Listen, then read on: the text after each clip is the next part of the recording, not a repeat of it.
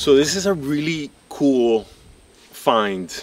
You know, I didn't expect to run into this. We were out here exploring this area and we ran into this machine. It looks like a beast, and in fact it was a beast. It was considered pretty revolutionary. And what this machine did, it basically opened up the east coast of Florida, the southern east coast, to the southwest coast of Florida.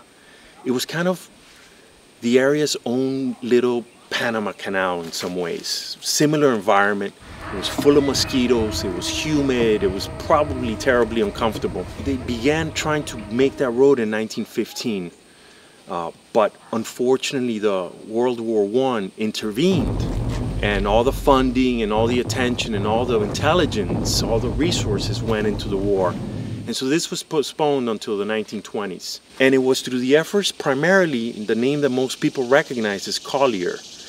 The county that we're in is Collier County. And the gentleman who had basically purchased millions of acres in the area wanted to develop the land. And so they brought in this creature. It was built in Michigan. It was one of several models. And what it did, it basically dug the limestone underneath our feet in big buckets. This is its mouth right here. And would place it to the side and leave it there, and crews would come behind, crush that limestone and pack it into the trail.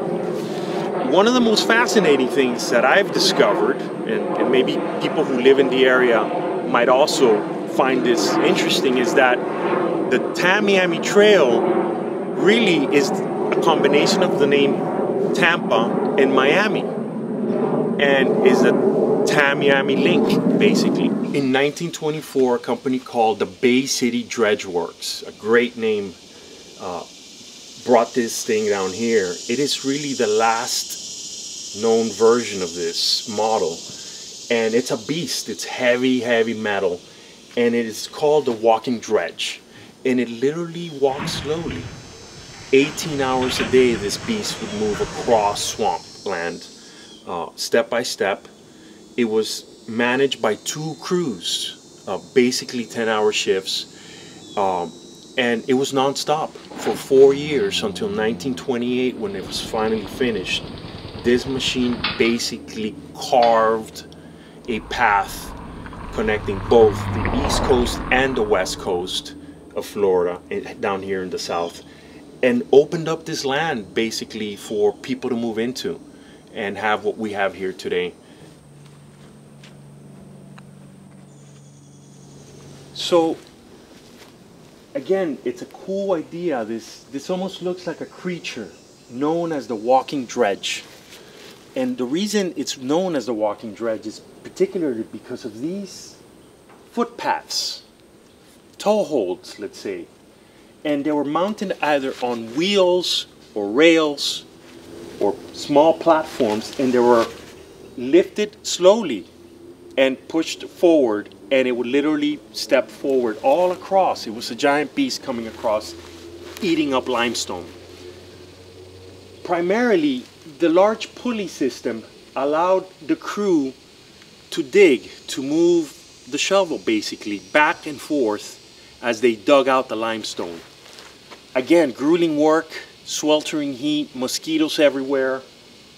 Another interesting thing about this machine is that it wasn't just a machine, it was everything that came behind it. The crew slept on trailers or barges that were being tugged along about a quarter mile behind, a little bit off the work site. And they slept in these quarters. Again, imagine the environment. No AC. I don't know what they were using for bug repellent back then, but it probably wasn't the off that we're using today. It was back-breaking work. There was no way around it. It took 4 years once these particular beasts started arriving for them to finally cut through a path right to Miami. It must have been a fascinating time in this area. So, you know, there's always, when we look at our society, so many different ideas about how the world should move forward. You look at a piece of machinery like this, in 1924 it cost about $4,000. And it changed the whole region. It brought about economic development and progress that we're still benefiting from. And, you know, there's always the argument of technology, of development, of generating economic activity, which we all know is important. And there is the forces of preservation, the forces of protecting the land that we live on, recognizing its value in our lives.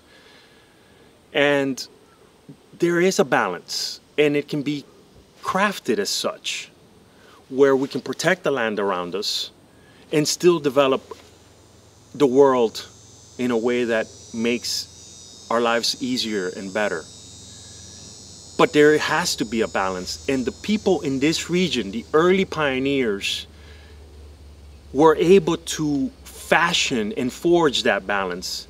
Not only did they open up two very important parts of the state economically, they brought in technology to do it, modern technology at the time, but they protected the land around it. The entire Tamiami Trail is mostly protected from commercial development, from advertising, and what they honored and recognized right away was the value of this land. And this area in particularly is the last true defense, the last stand of what the Everglades used to be like.